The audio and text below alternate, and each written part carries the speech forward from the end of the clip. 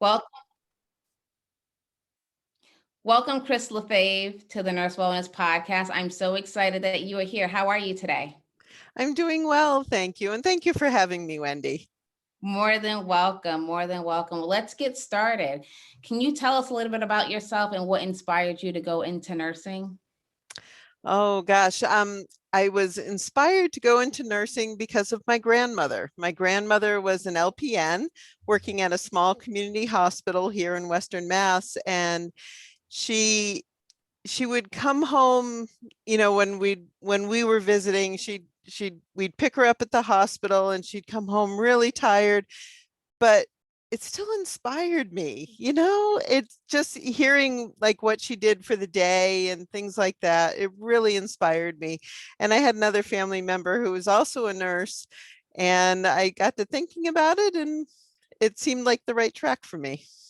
So, Yeah, it's so interesting that the people in our lives have such an impact on our career paths. And sometimes we don't even realize it. So, even like for myself, my mom worked in a hospital for over 30 years. oh And I was there in the hospital with her. She wasn't a nurse, but I was exposed to it. So that was really started my journey as a nurse. Not even think I had to really sit down and think like, why did I get into nursing? Uh, yeah. so Yeah, yeah, it's not something you usually think of, and then it's like, wow. And yeah. So what was your first job when you entered the field of nursing? Did you go into typical med surge or I a specialty? did. Well, when I graduated from school, I went to the University of Vermont for college and got my BSN. And then I started working. I wanted to move back home because I had fallen in love with the guy who ended up being my husband.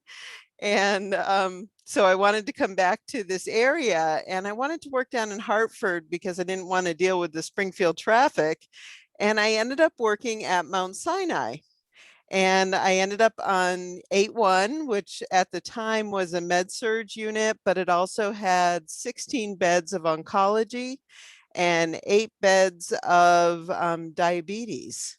It was an interesting mix, and there was a whole bunch of us that started at the same time, all as new grads.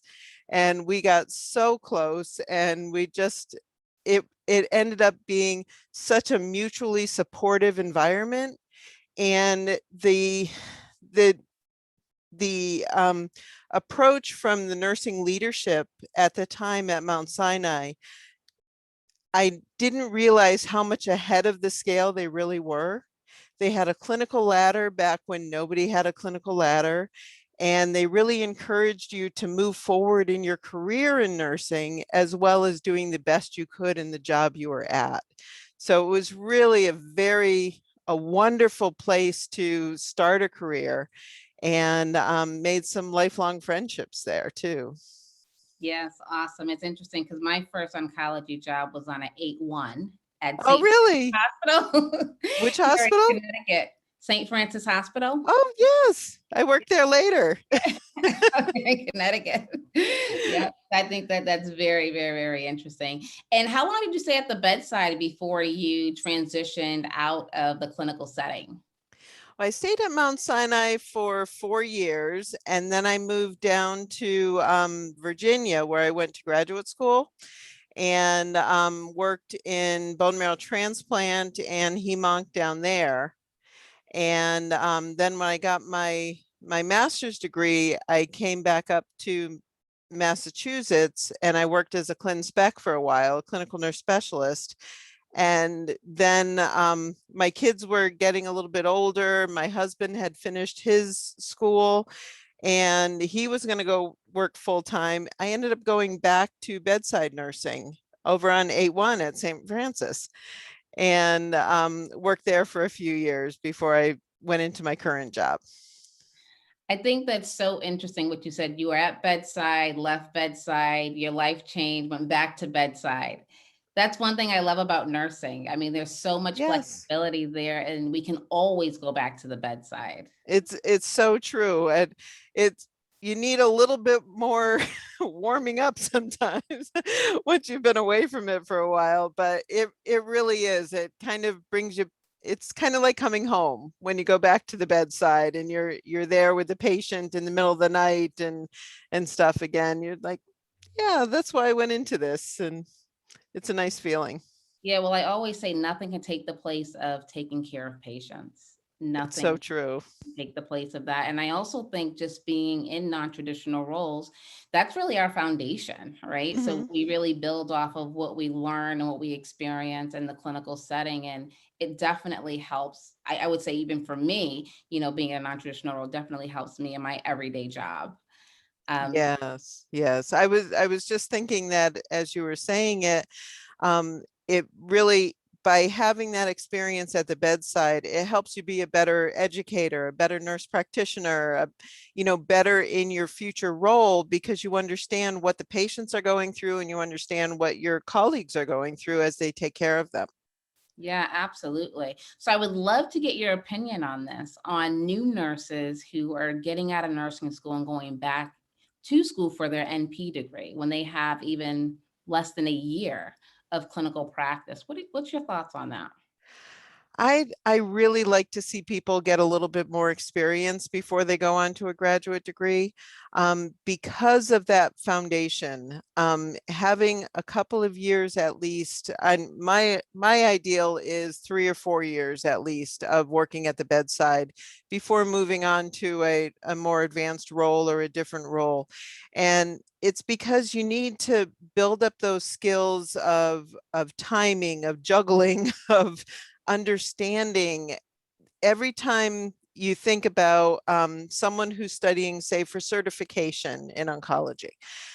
If you're studying for certification, the best way to study, in my mind, is to think about cases and to think about, oh, that patient, I remember he came in with oat cell CA of the lung, and this is what his symptoms were. He was diagnosed with SIADH. So now I remember what is SIADH, what is oat cell of the lung, and it makes it all come together for you. And if you don't have those experiences, it's a lot more challenging. Yes, absolutely. And I always think of the critical thinking skills that Mm, we utilize on a day-to-day basis as nurses. And when I was in my nursing program in undergrad, my professor stressed that critical thinking, like over and over and over again. And it's so true because it's really a life skill. it is. It is. Not only a nursing skill, but critical thinking is essential. And it takes time to really build that. Hmm. So definitely agree with that. So can you tell us how you, started your current position working with the Oncology Nursing Society, and exactly what do you do? Well, I responded to an email that I got one day. I was on the email list. I had been an ONS member for ages, especially as a clinical nurse specialist and drawing on all the tools and everything. And um, I had gone back to bedside nursing and I was working at St. Francis, and I was ready to move on to something else. I really loved the clinical nurse specialist role. That was my ideal role, but there weren't any jobs around, and sometimes CNS roles are like that. And um, so I received an email one day that full-time telecommuters would be considered. And because ONS is located in Pittsburgh, and I didn't want to move at the time. And so I applied and interviewed, and they flew me in for an interview.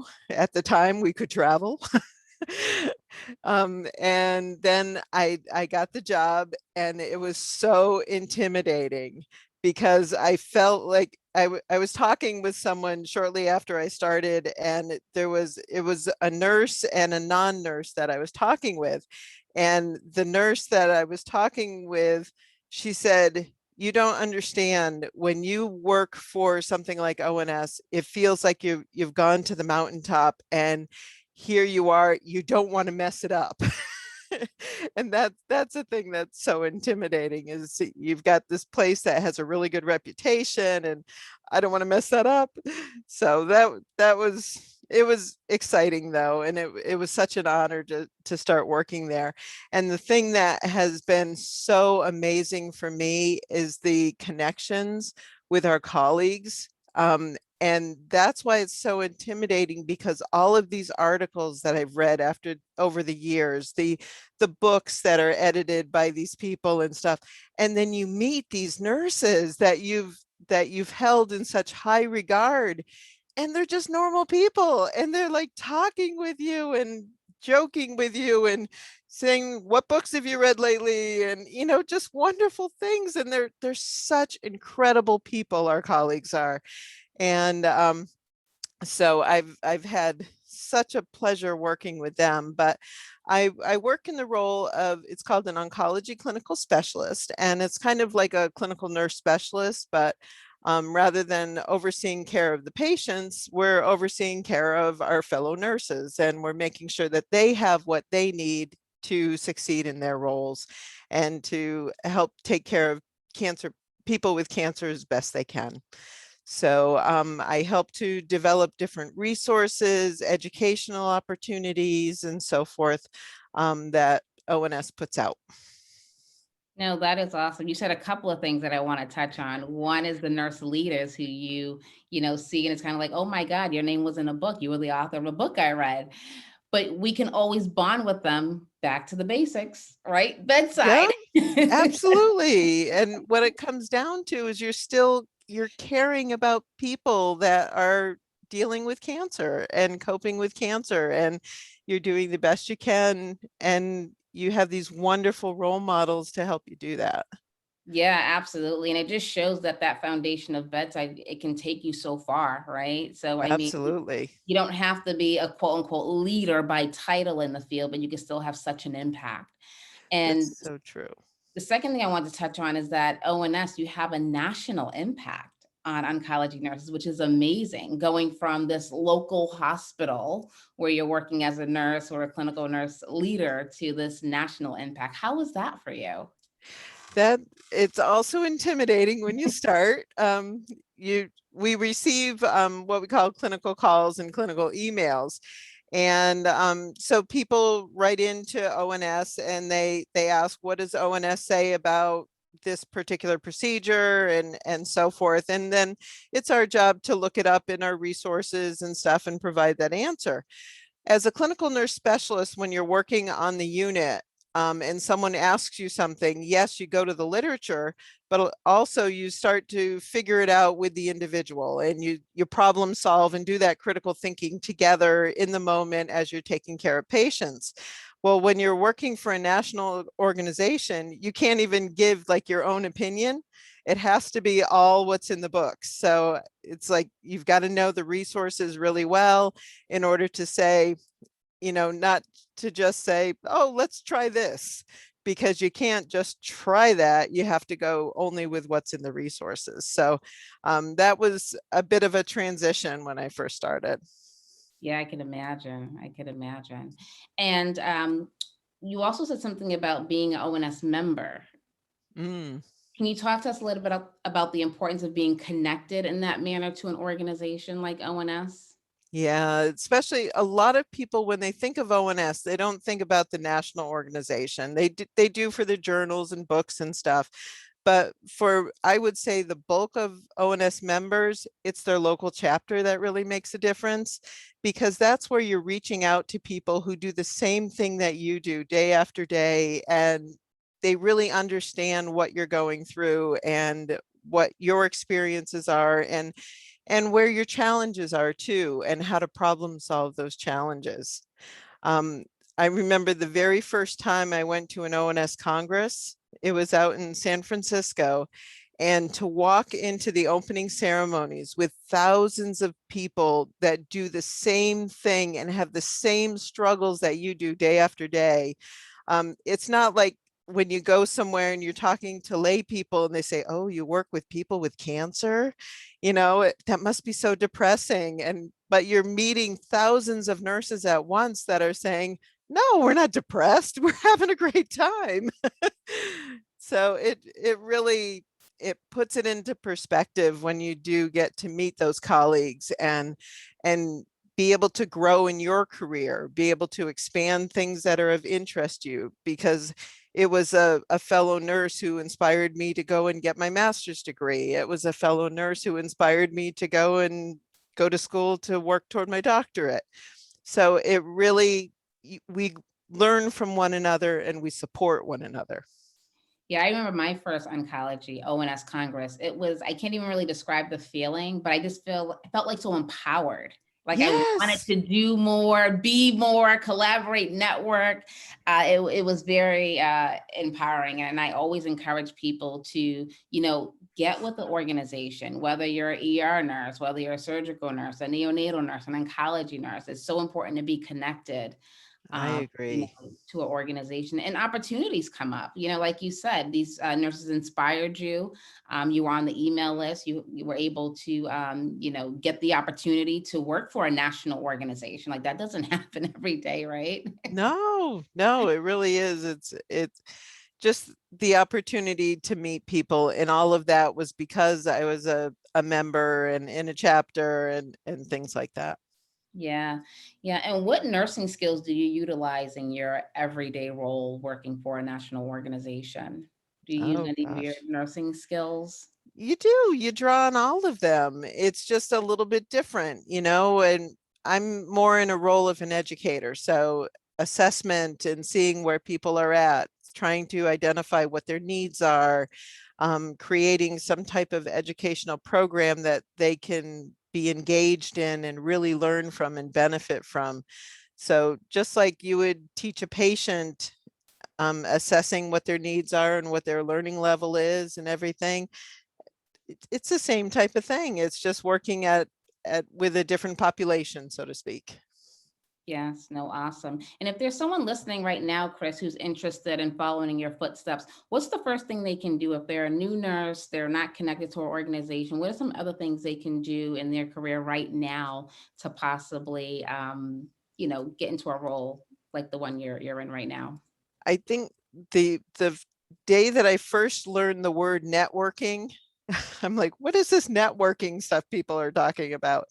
And then I started to meet people, and then you start talking with other people and so forth. And I would say get to know your colleagues, learn from one another. It's the best way to do it. And always keep your interest in that lifelong learning. So you're always expanding your own mind, you're learning from one another, and you're supporting what you're doing with research and literature and everything. No, awesome. And I know we have a lot of student nurses who listen to the podcast. Any advice for them? Oh gosh, I would say just keep learning. Don't punish yourself if you feel like you're not getting it fast enough or something like that. Give yourself a break. Let yourself learn from an opportunity. Um, Try to take care of the biggest variety of patients that you can so that you can learn from every single one of them. Patients give back to you as much as you give to them, and it is so rewarding. Awesome. Yes. And also a lot of organizations like ONS, they have student memberships. Oh So yes, yes. ONS has a free student membership, and as part of that student membership, you also receive like the Cancer Basics course free of charge, and then there's a discount membership once you're early career. So definitely worth it. Get it on your resume. It's nice to be able to say, hey, I've reached out on my own initiative to have this extra experience and extra knowledge. yeah, awesome. So Kris, before we wrap up, I do want to take you through a rapid fire, but can you tell our audience where they can connect with you if they have questions or just want to ask you some additional questions about anything you're doing? Absolutely. You can always connect with us at ons.org. My own email would be klefebvre@ons.org. Or if you're a member, you can definitely send in a clinical email, join the discussion forums. There's also a student nurse discussion forum if that appeals to you. But I'm always there. So Awesome. Awesome. Well, thank you so much, Kris. So we'll go through our quick rapid fire. I'm so excited. So, Kris, tell me the first thing that comes to your mind to complete these sentences or answer the question. okay. So, wellness means, Taking a breath. Yes. I know I'm stressed when. I realize I haven't breathed in a while. You know, when you suddenly turn and you go, I do. And I think I know the answer to this one, but my go-to stress management solution is oh gosh. We just got a new puppy. I have to say, I have to go with the puppy route. that's so therapeutic. The animals are just Oh my goodness, pet therapy. I've got nothing but raves about it. yes, yes. Something people get wrong about me is Oh gosh. I don't know that. I don't know. I don't know that. I see don't is what know you get, right? that I stay up late.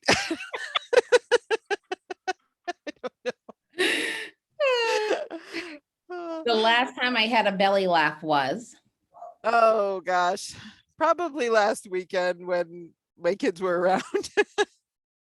that's awesome. And the last question is one thing I learned about myself during this pandemic was How important it is to be outdoors, to take some time to get outdoors. And I know I said you have to breathe.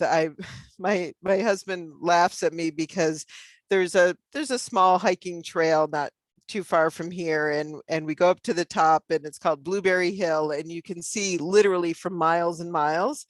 And I say I like to stand up here and just breathe because it, and especially during the pandemic, it's so important to get in touch with nature and get in touch with the people that you love and you care about, and make sure that you're centered again.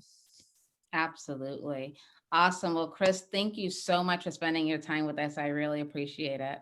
Thanks so much for having me, Wendy.